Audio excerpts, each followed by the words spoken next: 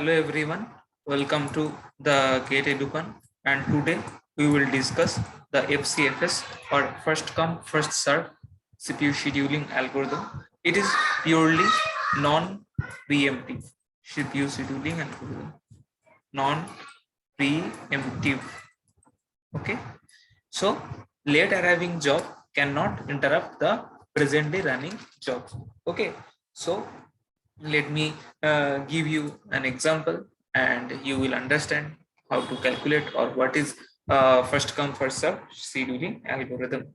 Okay, so they are mainly it is like a stack process. Okay, you have to push the processes one by one after another, like a convoy. So convoy effect also can be seen in this process.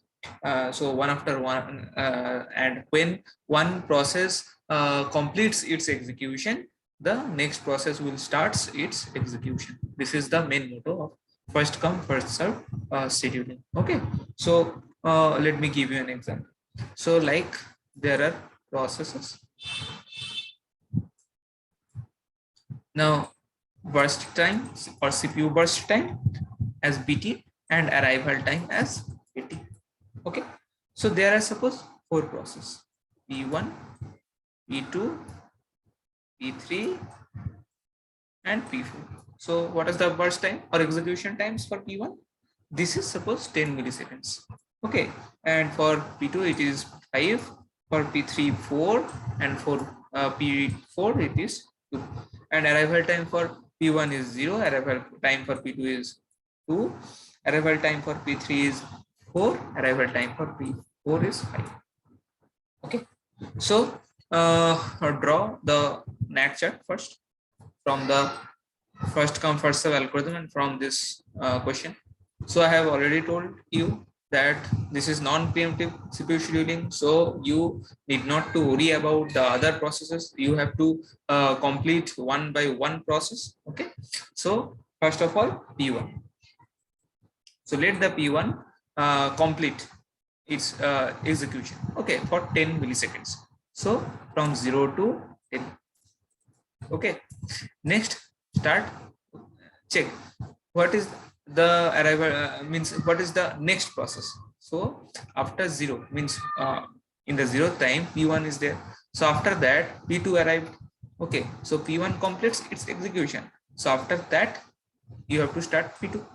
Okay, and you have to let free the P2 to complete its execution. Okay, so P2's execution time is 5, so P2 10 to 15. So P2 completes its execution. Okay, next P3. P3 is 15 to 15 plus 4, as 4 is its execution or burst time. Okay, so 15 plus 4 is 19, and at the last it is P4. So 19 plus 2, this is 21. Yeah, so you have to calculate the waiting time and turnaround time for this problem. Okay, and average waiting time and average turnaround time. Okay, so waiting time as WT for first process means P1. So what is the start execution time of P1? This is 0 and arrival time is 0. So 0 minus 0 is 0, and there is no other P1 as it is non-preemptive. So when P1 ends its execution, then the next process will start. So you need not to worry about the next process of means the next execution of P1. There will be one execution for each process. Okay, so here also the one execution for P1, one execution for P2, one execution for P3, and one execution for P4. When it is non-preemptive, for most of cases means if there will be no time quantum, then there will be one process means one execution. Okay, so for P1 the waiting time is P1 0. So next is P2. So what is the start execution time? It is 10. And what is the arrival time of P2? This is 5. So 10 minus 5 is what? 10 minus sorry arrival time is not 5, arrival time is 2.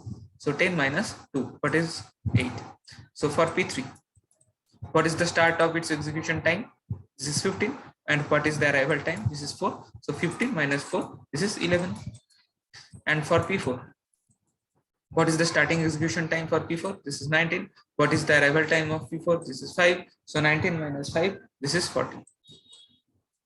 Okay. So average waiting time.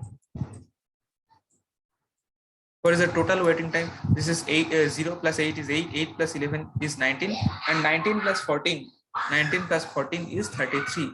And there are 4 processes, so 33 by 4. So what is the 33 by 4? 4 8 is 32, so 8.25 milliseconds. This is the average waiting time. Okay.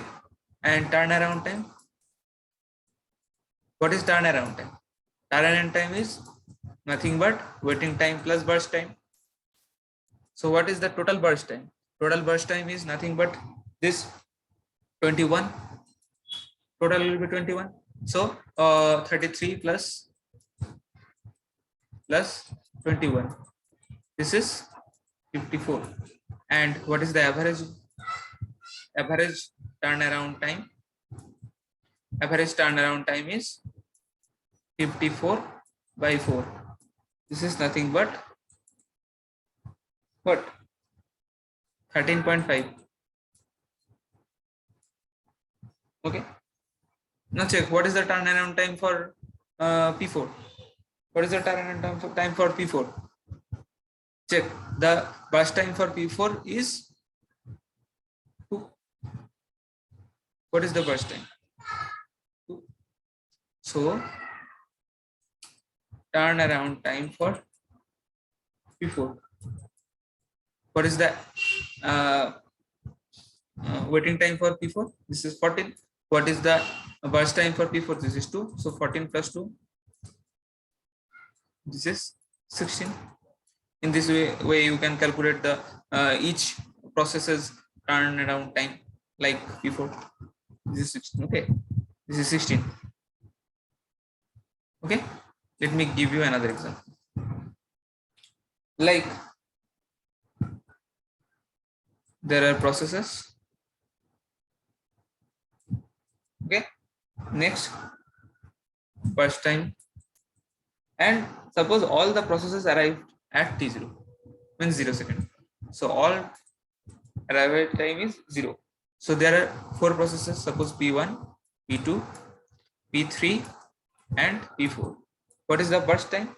20, 15, 10, 9. And arrival time for each process is 0. So you need to draw the nets at first. Okay. So P1. Let the P1 to complete its execution. So 0 to 20. So for P2 is 20 to 35. Next is P3, 35 to 45. And last P4, 45 to 45 plus 9. This is 54. Okay. So what is the average waiting time? So waiting time for P1 is 0. For P2 is 20 minus 0. This is 20. Means for this is the means burst time. Here burst time is the mainly the waiting time. Means not burst time, means the starting execution time. Sorry, starting execution time. When the arrival time is 0, then the starting execution time is its waiting time. Okay. So for the P3 waiting time is 35, and for P4 the waiting time is 45. Okay. So total waiting time by total process is known as the average waiting time. So average waiting time is 20 plus 35, obviously 0 plus 20 plus 35 plus 45 divided by 4. So the 20 plus 35 is 55, 50 plus 45 is 100, 100 by 4 is 25. And what is the average waiting time? Average turnaround time. Average time turnaround time is the total waiting time is 100 plus what is the total burst time or execution time? This is 54 by 4.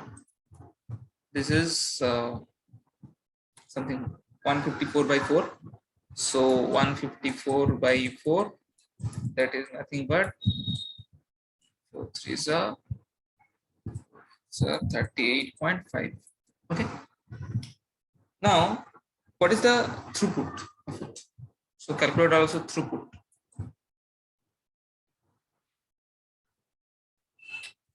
Check. In 54 milliseconds, 4 processes executed. Okay. So in 54 milliseconds, 4 processes executed. So in 1 millisecond, this is 4 by 50. This is the throughput, 4 by 54 point something. Okay.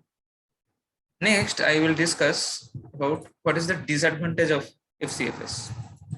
Disadvantage or drawback. Okay. Disadvantage of FCFS. So, short job may wait for the longer time when increases, means it increases the average waiting time, and hence the throughput would be decreased. Okay. So what is optimal? When throughput is increased, then this process will be optimal. But here I'm writing it: short job need to wait for more time. Short job may need to, always not. Okay, may need to wait for more times or longer times. It increases the average waiting time, which decreases the throughput. Okay, this is the drawback. So we will move to some short job remaining time first. Okay, scheduling or priority scheduling, round robin scheduling. Okay, so this is all for the first come first serve CPU scheduling algorithms. Hope it will be helpful for you. So do like, share, subscribe as much as possible, and keep watching these videos. Okay, so that's all for FCFS. So bye for now.